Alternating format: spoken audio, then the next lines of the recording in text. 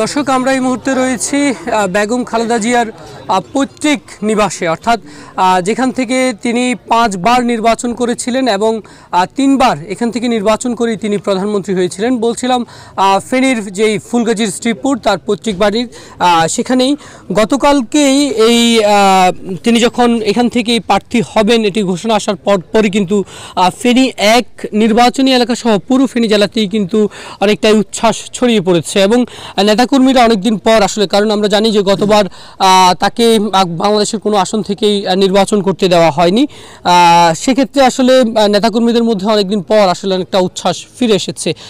আমরা আজকে এসেছিলাম ফুলগাজীর সেই শ্রীপুরে তার পৈতৃক বাড়িতে।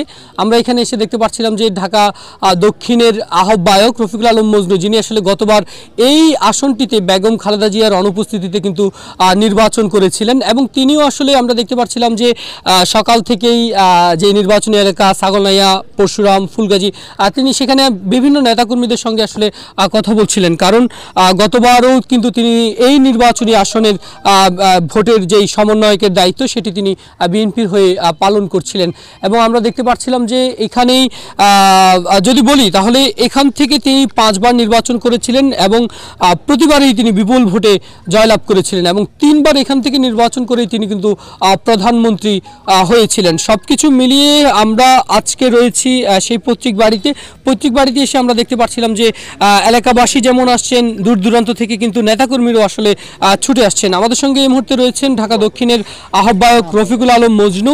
আমি এখন একটু কথা বলতে চাই যে গতবার আপনি এই আসনটিতে যখন তাকে নির্বাচন করতে দেওয়া হয়নি, আপনি নিজেই নির্বাচন করেছিলেন এবং সমন্বয়কের দায়িত্ব পালন করেছিলেন। সবকিছু মিলিয়ে আসলে আপনাদের একটু অনুভূতি জানাবেন। ধন্যবাদ। দেশনেত্রী বেগম খালেদা জিয়া আমাদের গর্ব, আমাদের অহংকার, আমাদের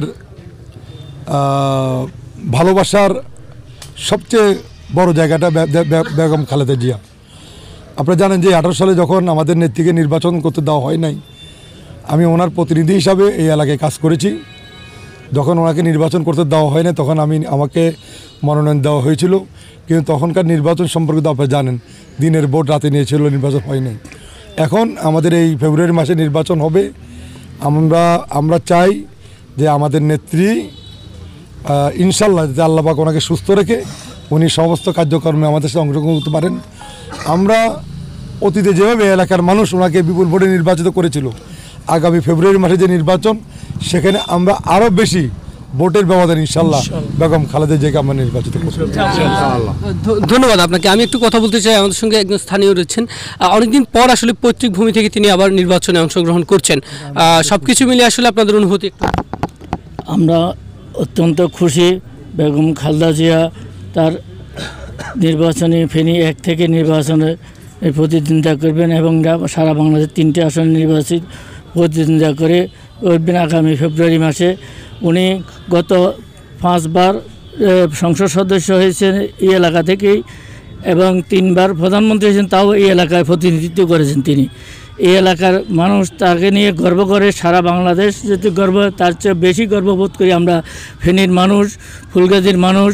তার পৈতৃক বাড়ি এটা, আমি তার চাচাতো ভাই হিসাবে এবং এই এলাকার জনগণের পক্ষ থেকে সবাইকে জানাতে চাই আমরা সবাই ঐক্যবদ্ধভাবে দেশ তারেক রহমানের একত্রিত বাস্তবায়নের লক্ষ্যে বেগম খালেদা জিয়াকে বিপুল ভোটে নির্বাচিত করবেন।